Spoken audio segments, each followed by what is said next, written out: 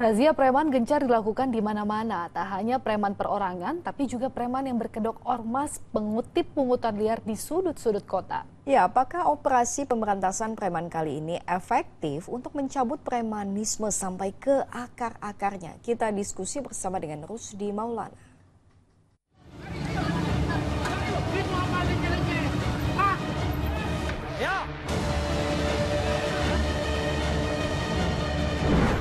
Razia preman lagi gencar-gencarnya. Bayangin, di setiap daerah ada razia preman. Pada prosesnya, mereka akan masuk penjara atau hanya sekedar dibina. Tapi yang jadi pertanyaan, jika cuma ditertibkan, apakah efektif? Dan kalau masuk penjara, makin sesak dong lapas yang sudah over kapasitas. Yuk selengkapnya, kita diskusi soal ini. Praktik premanisme di Indonesia memang sudah akut. Gak cuma pungli parkir atau debt collector, namun aksi premanisme sudah pada kondisi yang mengganggu iklim investasi. Bayangin aja, preman berkedok ormas bisa menyegel pabrik. Gak heran, Satgas Anti Premanisme akhirnya dibentuk oleh pemerintah. Oke, sejak Satgas Anti Premanisme dibentuk, razia preman di mana-mana.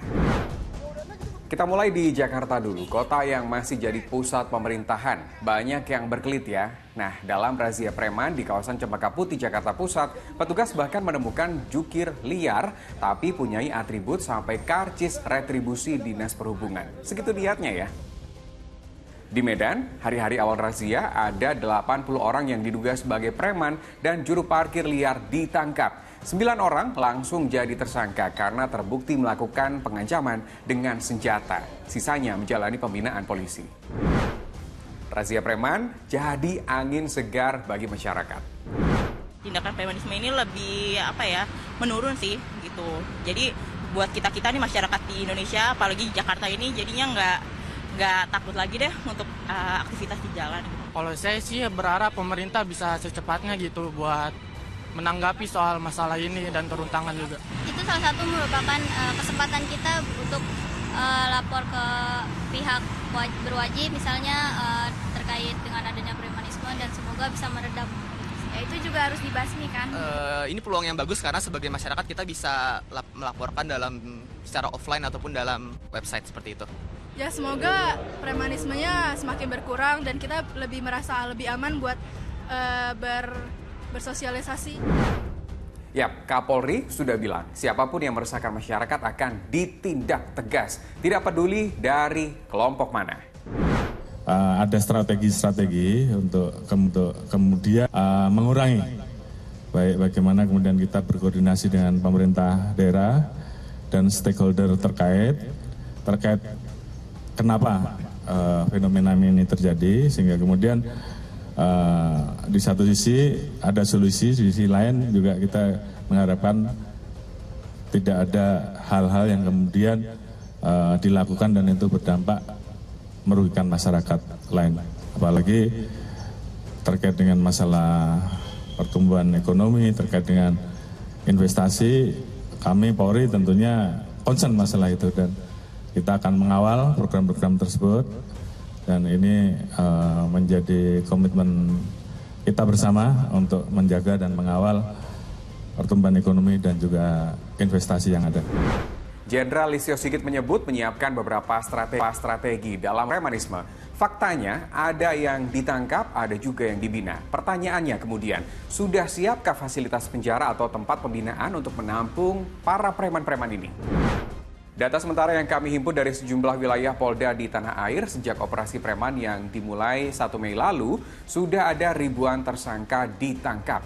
Sementara jumlah kasus premanisme yang sudah ditangani polisi, 3.000 lebih. Yang jadi problem adalah, premanisme yang secara massal ini, yang banyak ini. Yang kadang-kadang kalau digolongkan sebagai tindak pidana juga, terlampau kecil umpamanya. Terlampau tadi saya bilang malak rokok, malak di pinggir jalan gitu ya. Itu kan sebenarnya nggak seberapa gitu ya. Mungkin cuma perbuatan jago-jagoan saja ya, iseng-iseng saja gitu. Tapi ya itu juga bisa digolongkan sebagai premanisme gitu. Nah, kalau mereka kemudian dijerat dengan hukum gitu ya.